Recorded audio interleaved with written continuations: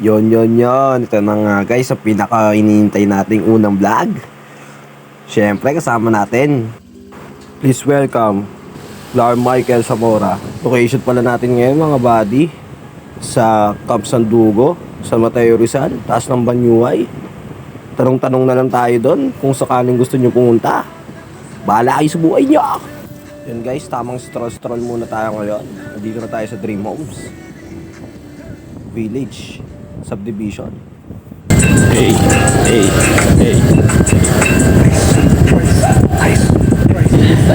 Rifle, sasabay ka pag inangat mo yung kahit tanong kung sasabay na animal. Sobrang pwede na ako na humigil sa mga nila. Siyempre, medyo malapit-lapit na tayo guys. Dito yung tinatawag nilang Camp Sandugo. Ay, di pala Camp Sandugo to. Dito pala tinatawag nilang Banyuay. Dito marami kumakain dito. Goto. Basta kahit ano, pwede rin kayo dyan. Yun. Bibili saglit ng cobra. Walang mahanapan tindahan. Yun, syempre, hindi mawawala ang pinaka-the best, bebe time.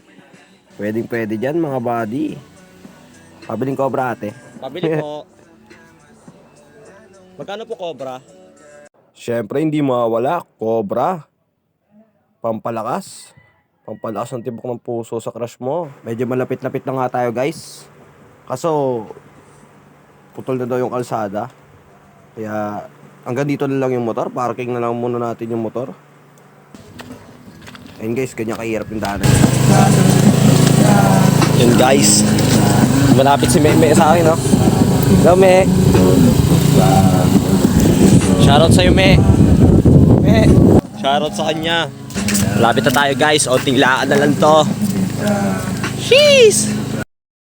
Tapos na ito guys.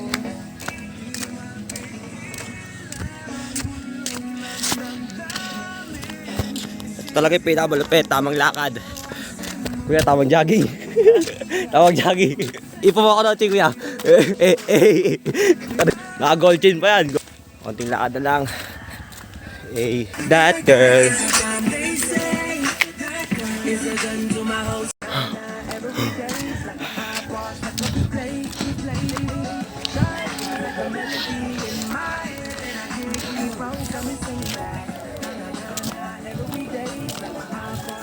Guys, dito na kami sa may taas.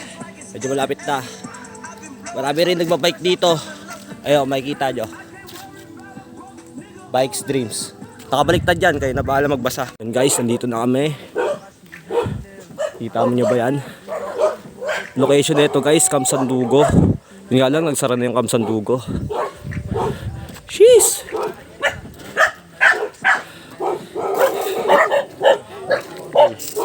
Hey, huwag nyo ako kagatin. Yun nga guys, sa mga magtatanong, kung may magtatanong kung bakit naisipan ko mag-vlog, wala lang, wala lang talagang magawa sa buhay. Pero itutuloy-tuloy nga natin to, buddy, para may share natin sa mga friends natin sa Facebook kung gaano kaganda ang mundo. Pinupunta kami dito si tatay. Ito yung ano niya, caretaker dito si tatay. Ito yung spot ni tatay, oh. Hey, sobrang kalmado. Tay! Pangali, tay. Magbablog ako, tay. Hey, maganda dito. Okay lang po ba, tay? Okay. Yun, syempre, shoutout kay tatay. Napakabait ni tatay, tas napakatulungin. Tulungin pala. Basta sobrang solid mo, tay. Shoutout sa'yo. Yun, may upuan. May upuan. May lamesa. May duyan pa. Kasi ito yung likod guys, oh. Sobrang kalmado ng panahon. Ang lamig.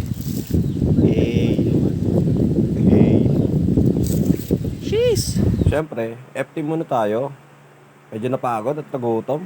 Hinati-hati na nga lang muna yung mga pagkain yan, buddy. Kakaunti lang kasi yung nadala. Hindi prepared. Yun, tamang chill-chill muna tayo dyan. Maya-maya nga guys, papakita ko na yung pinaka-solid na view. Magantay lang kayo dyan guys, ha? Huwag kayong aalis. Huwag kayong aalis!